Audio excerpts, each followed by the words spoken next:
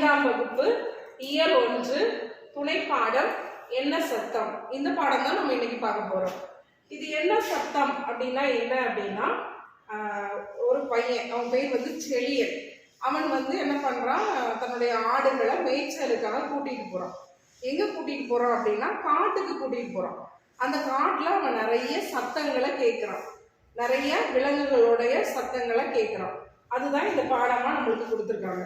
நம்ம அவன் என்னென்ன விலங்குகளோட சத்தங்களை கேட்கிறான், அவங்க அந்த விலங்குகள் என்னென்ன விலங்குகள், அதை பத்தியும் நம்ம இப்ப பார்க்க போறோம். சரியா? சரி. அன்று ஞாயிற்றுக்கிழமை, பள்ளிக்கு விடுமுறை என்பதால் செழியன் தன் பாட்டியுடன் ஆடுகளை மேய்ச்சலுக்கு ஓட்டி சென்றான். அன்னைக்கு ஞாயிற்றுக்கிழமை, பள்ளிக்கூடம் விடுமுறை அப்படிங்கிறதுனால அவன் என்ன பண்றான், தன் பாட்டி கூட ஆடுகள் எல்லாம் மேய்ச்சலுக்காக கூட்டிட்டு போறான். ஆடு மேய்க்கிறதுக்காக போறான். ஆடுகள் வந்து எங்க மேய்க்கிறதுக்கு கூட்டிட்டு போறாங்க அப்படின்னா காட்டுக்கு கூட்டிட்டு போறாங்க. காட்டோட ஓரத்துல நிறைய புல்லாம் முளைச்சிருக்கும் இல்லையா, அந்த புல்லை மேய் வைக்கிறதுக்காக என்ன செய்யறாங்க, ஆடுகளை கூட்டிட்டு போறாங்க. ஆடுகள் காட்டின் ஓரத்தில் மேய்ந்து கொண்டிருந்தன. காட்டோட ஓரத்துல அந்த ஆடுகள்லாம் மேய்ஞ்சிட்டு இருக்கு. செழியன் ஒரு மரத்தடியில் அமர்ந்து காட்டின் அழகை ரசித்துக் கொண்டிருந்தான். இந்த மாதிரி ஒரு மரத்தடியில உட்கார்ந்து என்ன பண்றான், அந்த காட்டோட அழக செழியன் வந்து என்ன பண்றான், ரசிச்சுட்டு இருக்கான். அப்போ அந்த மரத்துக்கு மேல நிறைய குரங்குகள்லாம் விளையாடிட்டு இருக்கு. குரங்குகள் என்ன பண்ணும், குரங்குகள் வந்து அலப்பும். நம்ம என்ன சொல்லுவோம், குரங்குகள் கத்தும்னு சொல்லுவோம். ஆனா எல்லா விலங்குகளையுமே அப்படி நம்ம என்ன செய்யக்கூடாது, சொல்லக்கூடாது. குரங்குகள் அலப்பும். ஸோ இந்த குரங்குகள் அலப்புற ஓசை வந்து அவனுக்கு பிடிக்கல, அவனுக்கு எரிச்சலா இருந்துச்சு. அந்த குரங்குகள் ஒலி எழுப்புறது வந்து அவனுக்கு ரொம்ப எரிச்சலா இருந்துச்சு. உடனே அவன் என்ன பண்றான், வேறு ஒரு மரத்தடியில போய் என்ன செய்யறான், அமர்றான். வேற ஒரு மரத்தடியில போய் அமர்ந்தான். அங்கிருந்த மரங்களில் அணில்கள் ஓடி பிடித்து விளையாடின. அங்க நிறைய அணில்கள்லாம் இருந்துச்சு. அந்த அணில்கள்லாம் மரத்து மேல ஓடி பிடிச்சு என்ன செய்யுது, விளையாடுது. அம்மரத்தில் இருந்த குயில் குக்கு குக்கு என கூவியது. குயில் என்ன பண்ணும், கூவும். இதுதானே, குயில் குக்கு குக்கு என கூவியது. அந்த ஓசை வந்து செழியனுக்கு வந்து ரொம்ப இனிமையாக இருந்துச்சு. அந்த குயிலோட ஓசை வந்து எப்படி இருக்கும், இனிமையா இருக்கும். நம்ம கேட்டா கூட குயில் வந்து அழகா கூவும். அப்படிதானே, அது செழியனோட செவிக்கு வந்து இனிமையாக இருந்தது. அப்படியே படுத்து சிறிது நேரம் ஓய்வெடுத்தான். அந்த மரத்தடியிலேயே அப்படியே என்ன செஞ்சுட்டான், கொஞ்ச நேரம் படுத்துட்டான். படுத்தோன்னே என்ன ஆச்சு, திடீரென ஆடுகள் மே மே என கத்தும் சத்தம் கேட்கவே செழியன் பதற்றத்துடன் எழுந்து என்னன்னு பார்த்தான். திடீர்னு பார்த்தா என்ன செய்யுது, ஆடுகள்லாம் மே மேன்னு கத்துது. ஆடை எப்படி கத்தும், மே மேன்னு தான் கத்தும். அப்படிதானே. அப்ப திடீர்னு சவுண்டு கேட்டோம்னா அவன் என்ன செய்யறான், எழுப்பி ஓடி போய் பதற்றத்தோட எழுப்பி போய் பார்க்கறான். அங்க ஒரு புதருக்கு அடியில, பச்சை புதருக்கு பக்கத்துல நரி ஒன்று ஆடுகளை கொன்று சாப்பிடலாம்னு சொல்லி என்ன செஞ்சுட்டு இருக்கு, பார்த்துட்டு இருக்கு, நேரம் பார்த்துட்டு இருக்கு. ஏதாவது ஒரு ஆடு நம்மளுக்கு கிடைக்கும், நம்ம என்ன செஞ்சிடலாம், ஒரு ஆட்டை கொண்டு சாப்பிடலாம்னு சொல்லிட்டு அந்த ஆடு என்ன பண்ணிட்டு இருக்கு, வெயிட் பண்ணிட்டு இருக்கு. உடனே என்ன பண்றான், பக்கத்துல இருக்கிற ஒரு குச்சியை எடுத்து அதை என்ன பண்றான், வெள்ளு மாதிரி ஆக்கி என்ன பண்றான், அதை அந்த நரியை நோக்கி அம்பை எய்தான். அம்பை எய்தான். உடனே அந்த அம்பு வந்து அந்த நரி மேல பட்டு அடிப்பட்டு என்ன செஞ்சிருச்சு, ஊளையிட்டுக்கிட்டே ஓடிடுச்சு. நரி என்ன பண்ணும், ஊளையிடும். அப்படித்தானே, ஊளையிட்டுட்டே அது என்ன பண்ணிடுச்சு, அது மேல அடிப்பட்டவன அந்த நரி வந்து ஓடி போயிடுச்சு.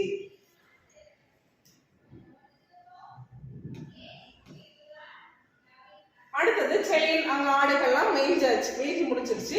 செழியன் என்ன பண்றான், ஆடுகள் எல்லாம் ஓட்டிக்கொண்டு என்ன பண்றான், தன்னோட பாட்டி கூட வீட்டுக்கு வரான்.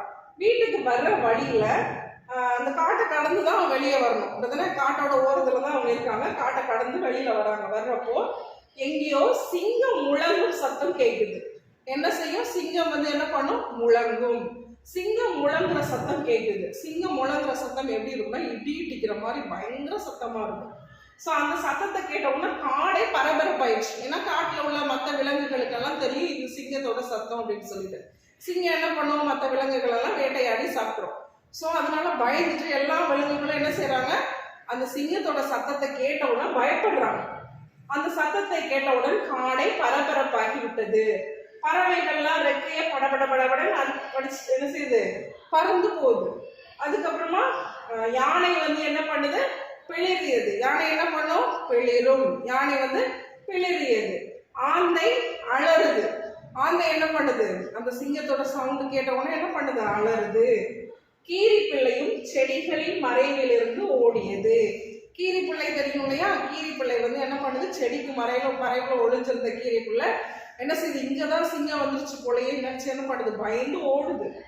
மயில் அகவியது. மயிலும் பயந்துகிட்டு என்ன பண்ணுது? அகவியது. மயில் என்ன பண்ணும்? அகவும். அடுத்து பாம்பு தன் புற்றிலிருந்து வெளியே வந்து சீறியது. பாம்பு என்ன செஞ்சிருச்சு? தன்னோட புற்றுல இருந்து வெளியில என்ன பண்ணுது? சீருது. இங்கதான் சிங்கம் வந்துருச்சு போலயே அப்படின்னு சொல்லிட்டு பாம்பு என்ன பண்ணுது?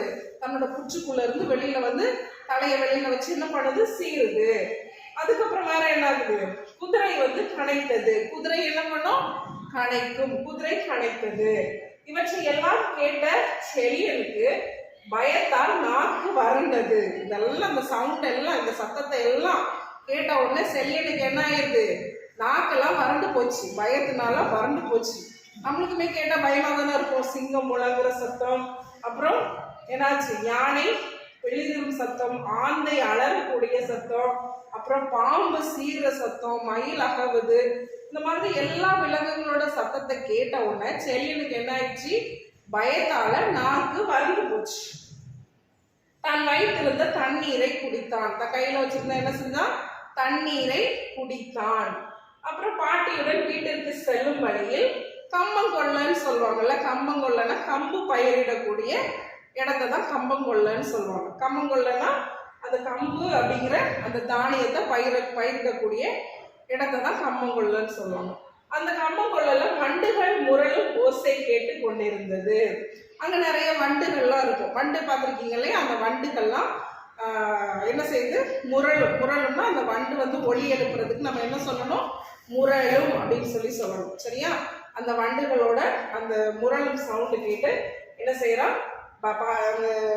காட்டை கடந்து வந்துட்டு இருக்கான் செழியன். வந்த பிறகு காட்டை கடந்து என்ன செஞ்சா? அந்த கம்மங்கொள்ளைக்கு வந்த பிறகுதான் அந்த செழியனுக்கு பயமே என்ன செஞ்சது? கொஞ்சம் குறைஞ்சது. காட்டை விட்டு நம்ம வெளியில வந்துட்டோம், இனிமே நம்மளுக்கு எந்த ஆபத்தும் இல்லை அப்படின்னு சொல்லிட்டு கொஞ்சம் பயம் குறைஞ்சது.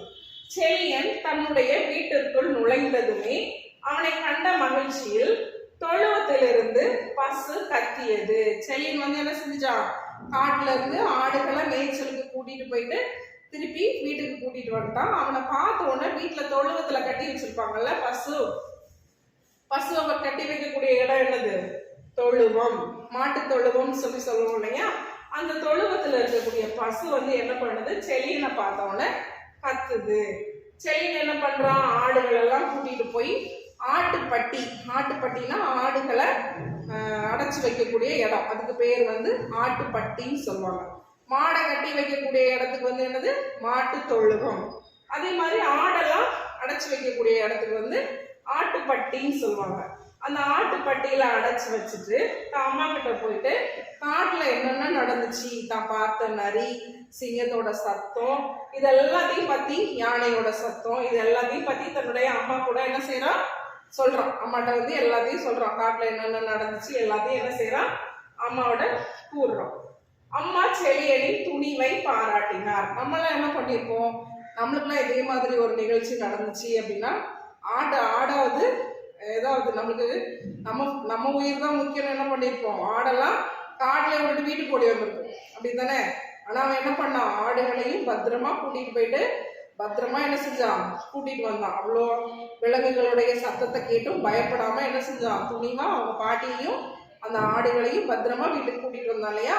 அதனால அவங்க அம்மா என்ன செய்யறாங்க? அவனை பாராட்டுறாங்க. வாழை தோட்டத்தில் இருந்த தண்ணீர் தொட்டியில் செழியன் குளித்து விட்டு வந்தான். அங்க பக்கத்துல வாழை தோட்டம், அவங்க வீட்டு பக்கத்துலயே வாழை தோட்டம் இருக்கு. அந்த வாழை தோட்டத்துல இருக்கக்கூடிய தண்ணி தொட்டி, வாழை தோட்டத்துக்கு தண்ணி பாய்ச்சுவாங்க இல்லையா? அதுக்காக தண்ணி தொட்டி கட்டி வச்சிருப்பாங்க. அதுல குளிச்சுட்டு வரான். வந்து அம்மா கொடுத்த முறுக்கை தின்றான். அவங்க அம்மா முறுக்கு சாப்பிட்றதுக்கு கொடுக்குறாங்க. அந்த முறுக்கை என்ன செய்யறான்? தின்றான். அதுக்கப்புறம் சிறிது நேரத்துக்கு பிறகு செழியனையும் பூவிலியையும் பாட்டியையும் அம்மா என்ன பண்றாங்க? சாப்பிட வாருங்கள் அப்படின்னு சொல்லி கூப்பிடுறாங்க. நைட் ஆயிடுச்சு, என்ன செய்யுங்க? சாப்பிட வாங்க அப்படின்னு சொல்லிட்டு கூப்பிடுறாங்க. அம்மாவின் குரலை கேட்டதும் இருவரும் போய் என்ன செய்றாங்க, உணவு உண்டனர், உணவு உண்டனர் அப்படின்னு சொல்லணும். சரியா? அடுத்தது, பின்னர் தூங்க போகும் முன் பாட்டி கதை கூறினார். என்ன பண்ணுவாங்க, நம்மளாம் தூங்குறப்ப நம்ம பாட்டி கதை சொல்லுவாங்கல்ல, அதே மாதிரி செழியனுக்கும் அவங்க பாட்டி என்ன பண்றாங்க, கதை சொல்றாங்க. இருவரும் கதையை ஆர்வமாக கேட்டுக்கொண்டிருந்தனர். அந்த கதை கேட்டு அவங்க பாட்டி சொல்ற கதையை கேட்டுட்டு இருக்காங்க, செழியனும் செழியனோட தங்கச்சியும். அப்போ என்ன ஆகுதுன்னா, எலி முளையா, எலியும் எலி குஞ்சும் கீச் கீச் அப்படின்னு சொல்லிட்டு என்ன செய்யுது, சத்தம் போடுது. எலி குஞ்சு எப்படி சத்தம் போடும், கீச் கீச்சுன்னு சத்தம் போடும் இல்லையா, அதே மாதிரி கீச் கீச்சுன்னு அந்த எலியும் எலி குஞ்சும் சத்தம் போடுறாங்க. அப்போ எலியின் இந்த சத்தம் பாட்டியின் கதைக்கு பின்னணி சேர்ப்பது மாதிரி, பின்னணி இசைக்கிறது மாதிரி இருந்துச்சாம். அந்த எலியோட சத்தம் எப்படி இருந்துச்சா, பாட்டி கதை சொல்றப்போ பின்னணி இசைப்பாங்க இல்லையா, அது மாதிரி இருந்துச்சாம். நாய் குறைக்கும் சத்தத்தை கேட்டு வெளியே வந்து பார்த்தான். திடீர்னு என்ன செய்யுது, வெளியில நாய் குறைக்கிற சத்தம், நாய் பயங்கரமா குறைக்கிற சத்தம் கேக்குது. உடனே என்ன பண்றான், வெளியில வந்து பார்க்கறான். அங்க என்ன ஆகுது அப்படின்னா, ஒரு பூனை வந்து சீறிக்கிட்டு இருக்கு. பூனை என்ன பண்ணும், சீரும். சரியா? பூனை வந்து சீருவதை பார்த்துதான் அந்த நாய் என்ன செய்து குலைக்குது. அப்புறம் இரண்டையும் அருகில் இருந்த தென்னந்தோப்பின் பக்கம் விரட்டி விட்டு வீட்டிற்கு வந்து படுத்து கொண்டான். ரெண்டையும் என்ன பண்றான், பக்கத்துல இருக்கக்கூடிய தென்னந்தோப்பு பக்கமா விரட்டி விட்டுட்டு வந்து படுத்துட்டான். பாட்டியும் தங்கையும் முன்பே தூங்கி விட்டனர். அடுத்தது, கொய்யா தோப்பில் இருந்த மரத்தின் மேலிருந்து கொக்கரக்கோ கொக்கரக்கோ என சேவல் ஒன்று கூவும் ஓசையை கேட்டு கண் விழித்தான் செழியன். பக்கத்துல இருக்கிற கொய்யா தோப்பு மரத்துல இருந்து காலையில என்ன பண்ணுது, ஒரு சேவல் வந்து கூவுது. எப்படி கூவும், சேவல் எப்படி கூவும், கொக்கரக்கோ கொக்கரக்கோன்னு கூவும், அப்படிதானே? அந்த சத்தத்தை கேட்டுதான் அவன் கண் விழிக்கிறான். கண் விழிச்சு வெளியில வந்து பார்த்தா காகமும் கா கா அப்படின்னு சொல்லிட்டு என்ன செய்யுது, கரையுது. காகம் எப்படி கரையும், கா கான்னு என்ன செய்யும், கரையும். செழியன் என்ன பண்றான், உற்சாகமா அந்த சவுண்ட் எல்லாம் கேட்டோம்னா எனக்கு ரொம்ப உற்சாகமாயிடுது.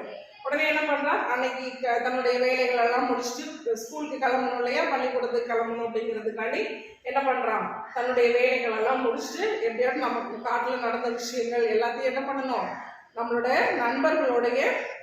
நண்பர்களோட சேர்ந்து நம்ம இதை பத்தி பேசணும் அப்படின்னு சொல்லிட்டு ரொம்ப உற்சாகமா பள்ளிக்கு கிளம்பி போறான். பறவைகள், விலங்குகள் முதலான உயிரினங்களின் ஒலிகளையும் ஒலிப்பு முறைகளையும் இவ்வாறு கூற வேண்டுமென முன்னோர் கூறிய மரபினை தொன்று தொட்டு பின்பற்றி வருகிறோம்.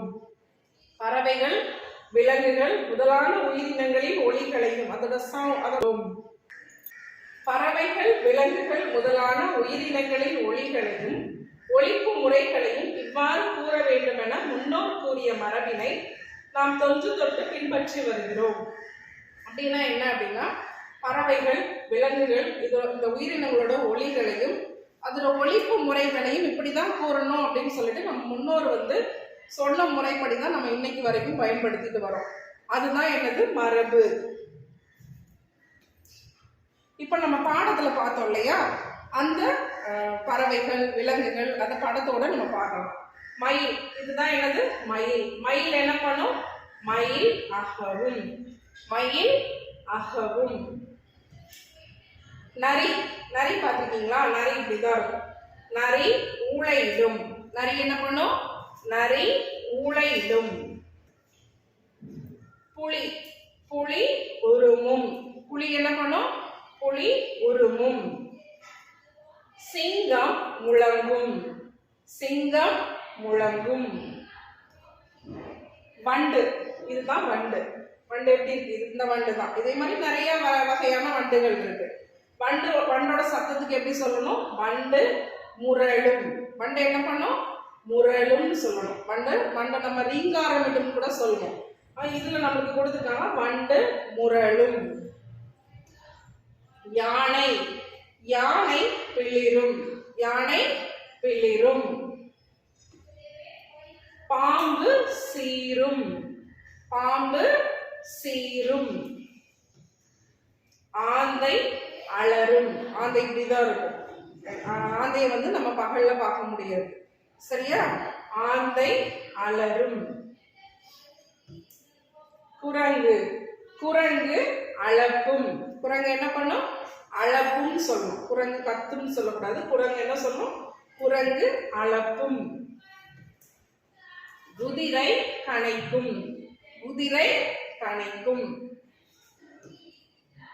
இப்போ நம்ம பார்த்தோம் இல்லையா, நம்ம பாடத்துல நிறைய மரபு சொற்கள் பார்த்தோம்.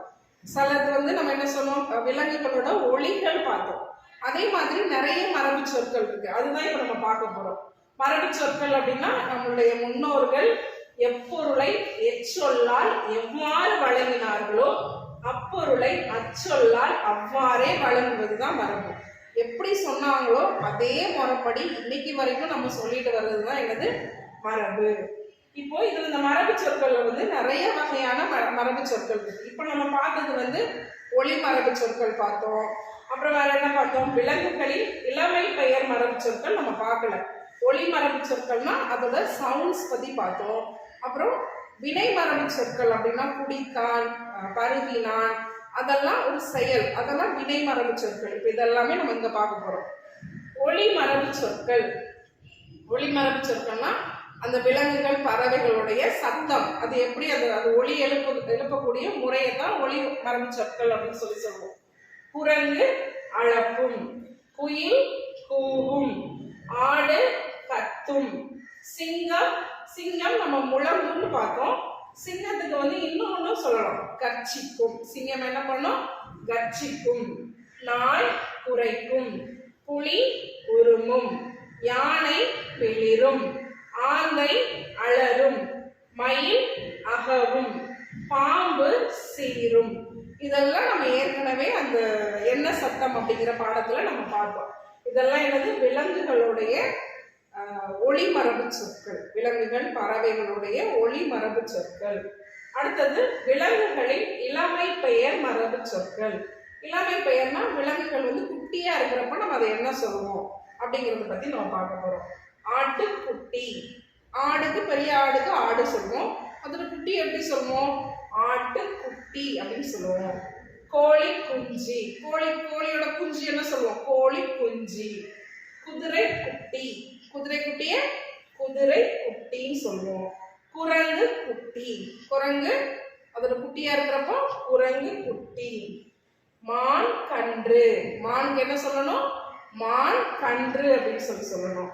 யானை கன்று. யானையோட சின்ன யானை என்ன சொல்லணும்? குட்டி என்ன சொல்லணும்? யானை கன்று அப்படின்னு சொல்லணும். சிங்க குருளை. நம்ம என்ன சொல்லுவோம்? சிங்க குட்டின்னு சொல்லுவோம், அப்படிதானே? அப்படி சொல்லக்கூடாது. சிங்க குருளை என்ன சொல்லணும்? சிங்க குருளை. புலி பரல். புலியோட குட்டி என்ன சொல்லணும்?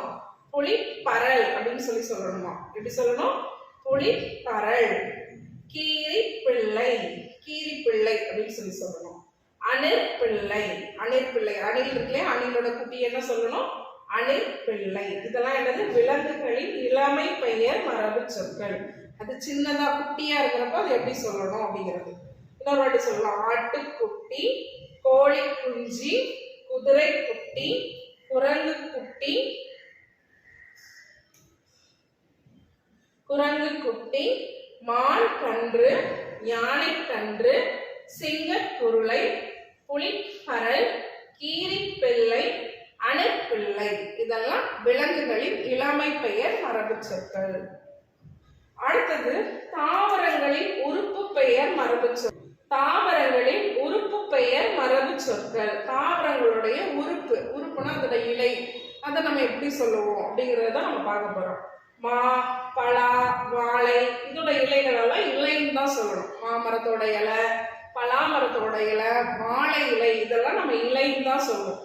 அடுத்தது ஈச்ச மரம். ஈச்ச மரம்னு சொல்லுவாங்கல்ல, அந்த மரத்தோட அதை ஓலை அப்படின்னு சொல்லணும். தென்னை மரத்துக்கும் ஓலை தான் சொல்லணும். பனை ஓலை நம்ம சொல்லிருக்கோம் ஏற்கனவே, தென்னை ஓலை, பனை ஓலை. அதே மாதிரி ஈச்ச மரத்துக்கும் அதோட இலையை என்ன சொல்லணும்? ஈச்ச ஓலைன்னு சொல்லணும். தென்னை ஓலை, பனை ஓலை. அப்புறம் கம்பு, கேழ்வரகு, சோளம், அதோட இலைகள்லாம் இருக்கும் இல்லையா, அதை என்ன சொல்லணும்? தட்டைன்னு சொல்லணும்.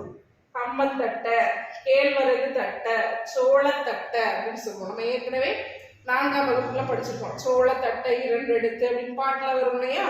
சோ அது மாதிரி சோளத்தட்டை, கேழ்வரகு தட்டை. தட்டை, கம்பு தட்டை அப்படிதான் சொல்லணும். அடுத்து நெல், புல், திணை, இந்த தானியங்களுடைய இதோட இலையெல்லாம் என்ன சொல்லணும், தாள்னு சொல்றோம். ஏன்னா மெல்லிசா தாள் மாதிரி இருக்கும் தானே, அதனால அது என்ன சொல்றோம், நெல்லு, புல்லு, திணை இதெல்லாம் என்ன சொல்லணும், தாள் அப்படின்னு சொல்லணும். அவரை, கத்தரி, முருங்கை, வெள்ளரி இதெல்லாம் என்ன சொல்லணும், பிஞ்சி அப்படின்னு சொல்லணும். அது பிஞ்சியா தானே இருக்கும், அவரை பிஞ்சி, கத்தரி பிஞ்சி, முருங்கை பிஞ்சி, வெள்ளரி பிஞ்சி. நம்ம வெள்ளரி பிஞ்சி வந்து நம்ம சொல்லி பார்த்துருப்போம். இப்போதானே கடையெல்லாம் கேட்க வெள்ளரி பிஞ்சா கொடுங்க அப்படின்னு சொல்லி கேட்போம்ல, அதுதான் அவரை பிஞ்சி, கத்தரி பிஞ்சி, முருங்கை பிஞ்சி, வெள்ளரி பிஞ்சின்னு சொல்லணும். இன்னொரு தடவை பார்த்துக்கலாமா? தாவரங்களின் உறுப்பு பெயர் மரபு சொற்கள். அதோட உறுப்புகளை எப்படி சொல்லணும், இலையெல்லாம் எப்படி சொல்லணும், மாமரத்தோட இலையை இலைன்னு சொல்லுவோம், பலா இலை, வாழை இலை. அப்புறம் இதெல்லாம் ஓலை, ஈச்ச ஓலை, தென்னை ஓலை, பனை ஓலைன்னு சொல்லுவோம். அப்புறம் கம்பு, கேழ்வரகு, சோளம் இதுக்கெல்லாம் தட்டை சொல்லுவோம். நெல், புல், திணை அதுக்கெல்லாம் என்ன சொல்லுவோம், தாள், நெத்தாள் அப்படின்னு சொல்லுவோம்ல. அவரை, கத்தரி, முருங்கை, வெள்ளரி அதுக்கு காய்கள் எல்லாம் நம்ம என்ன சொல்லுவோம், வெள்ளரி பிஞ்சி, கத்தரி பிஞ்சி அப்படின்னு சொல்லுவோம் இல்லையா, அப்படின்தான் சொல்லணும். அடுத்தது பூச்சிகள், பறவைகள், விலங்குகள், இருப்பிட மரபு சொற்கள். இருப்பிடம், அதோட இருக்கக்கூடிய இடத்த நம்ம என்ன சொல்லுவோம், அது இருக்கக்கூடிய இடத்த நம்ம என்ன சொல்லுவோம், நம்ம இருக்கக்கூடிய இடத்த நம்ம எப்படி சொல்லுவோம், வீடுன்னு சொல்லுவோம் அப்படிதானே. அப்போ அதே மாதிரி பூச்சி இருக்கக்கூடிய இடம், பறவைகள் இருக்கக்கூடிய இடம், விலங்குகள் இருக்கக்கூடிய இடத்துக்குலாம் ஒரு பேர் இருக்கும். அதுக்கு என்ன பேர் நம்ம சொல்ல போறோம், கரையான் புற்று. கரையான் புற்று தெரியும் இல்லையா, கரையான் புற்று கட்டும் இல்லையா, அதுக்கு பேர் கரையான் புற்று. மாட்டு தொழுவம், மாடை கட்டி வைக்கக்கூடிய இடத்துக்கு பேர் என்னது, மாட்டு தொழுவம். கோழி பண்ணை, கோழிலாம் இருக்கக்கூடிய இடத்துக்கு வந்து கோழி பண்ணை. சிலந்தி வலை, சிலந்தி கூடு கட்டும் இல்லையா, அதுக்கு பேரு சிலந்தி வலை. நண்டு வலை, நண்டு வந்து வயல்ல ஆற்றோரங்கள் எல்லாம் இருக்கும் இல்லையா, அதுக்கு பேரு நண்டு வலை. ஆடு கட்டி வைக்கக்கூடிய இடத்துக்கு பேர் வந்து ஆட்டுப்பட்டி. குதிரை கொட்டில், குதிரையை கட்டி வைக்கக்கூடிய இடத்துக்கு வந்து குதிரை கொட்டில். குருவி கூடு, எலி வலை, யானை கூடம். இதுதான் விலங்குகள், பறவைகள், பூச்சிகள் இதோட இருப்பிட மரபு சொற்கள்.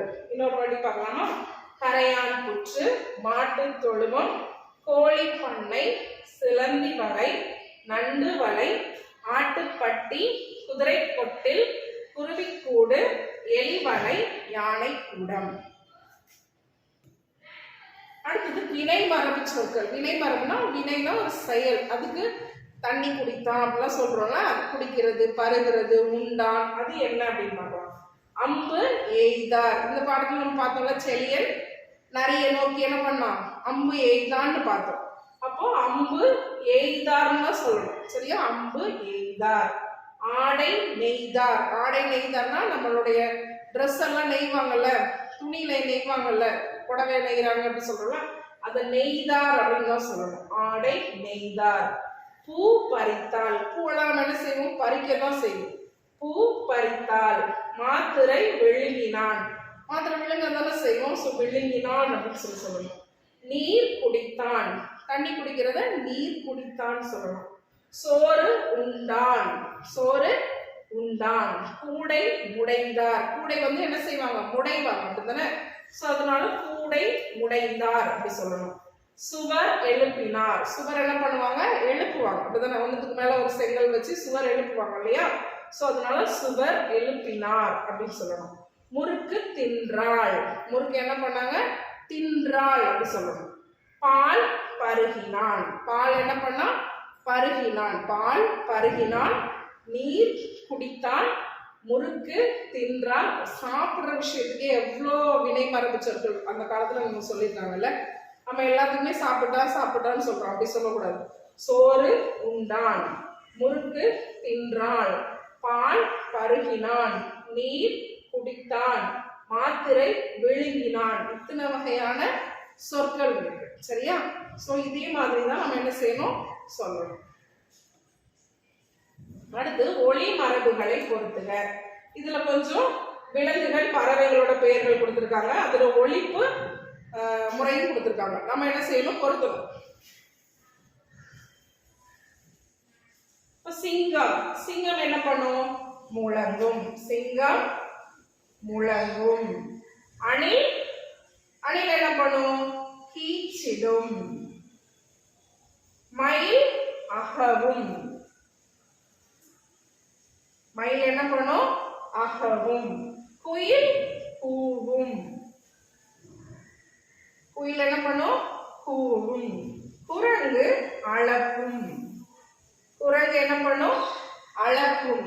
சிங்கம் முழங்கும். அணில் கீச்சிடும். மயில் அகவும். குயில் கூவும். குரங்கு அளக்கும். சரியா? இதுதான் ஒளி மரபுகளை பொறுத்துக. அதோட ஒழிப்பு முறையை நம்ம பொறுத்தோம்.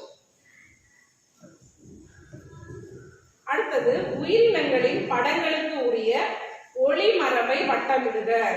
இங்க நம்மளுக்கு படங்கள் கொடுத்திருக்காங்க. இதோட ஒளி மரபை நம்ம என்ன செய்யணும்? வட்டம் போடணும். சரியா? இப்ப இதுல என்ன கொடுத்திருக்காங்க? மயில் கொடுத்திருக்காங்க. மயில் என்ன பண்ணும்?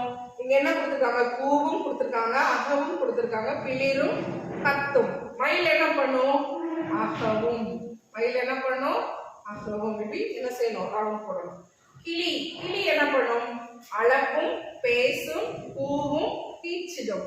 கிளி என்ன பண்ணும்? பேசும். குரங்கு அகவும், கீச்சிடும், சீரும், அளக்கும். குரங்கு என்ன பண்ணும்? அளக்கும். ஆடு. ஆடு என்ன பண்ணும்? பேசும், கத்தும், பிளிரும், கூவும். ஆடு என்ன பண்ணும்? கத்தும். குயில். குயில் என்ன பண்ணும்? அளக்கும், பிளிரும், அகவும், கூவும். குயில் என்ன பண்ணும்? கூவும்.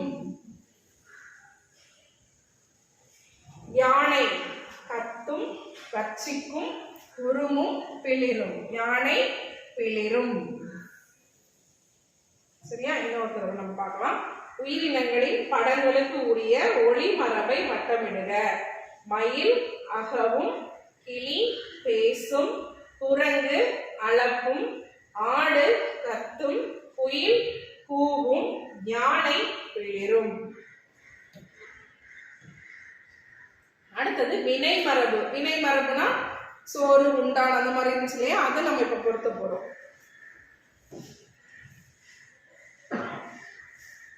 இப்ப ஃபர்ஸ்ட் நீர். நீருக்கு இங்க என்ன போடணும்? பறித்தால், எய்தான், குடித்தான், தின்றான், உண்டான். நீர் குடித்தான். முறுக்கு தின்றான். உணவு உண்டான். அம்பு எய்தான்.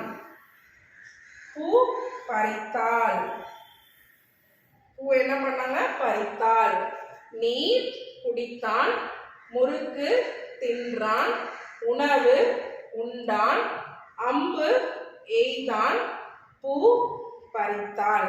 இது வினை மரபு. வினை மரபு சொற்களை நம்ம பொருத்திருப்போம். அடுத்தது ஒளி மரபு சொற்களை எழுதுக. நம்ம இதுல எழுதணும். சரியா? இப்ப இதுல என்ன படம் கொடுத்திருக்காங்களோ அதை நம்ம எழுத போறோம். ஃபர்ஸ்ட் என்ன படம் கொடுத்திருக்காங்க அப்படின்னா பூனை. பூனை நம்ம ஏற்கனவே பார்த்தோம் அப்படிதானே? பூனை என்ன பண்ணும்? சீரும்.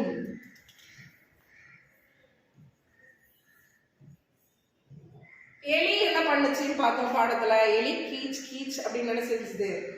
எலி என்ன பண்ணுது? கீச் கீச் என்று எலி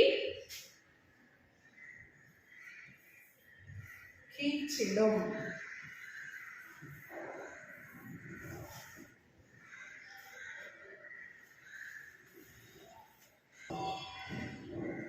எலி கீச்சிடும். சேவல் சேவல் கூவும்.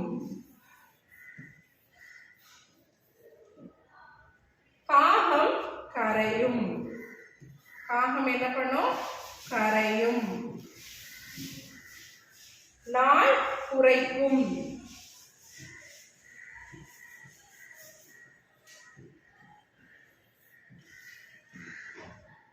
வண்டு முரளும்.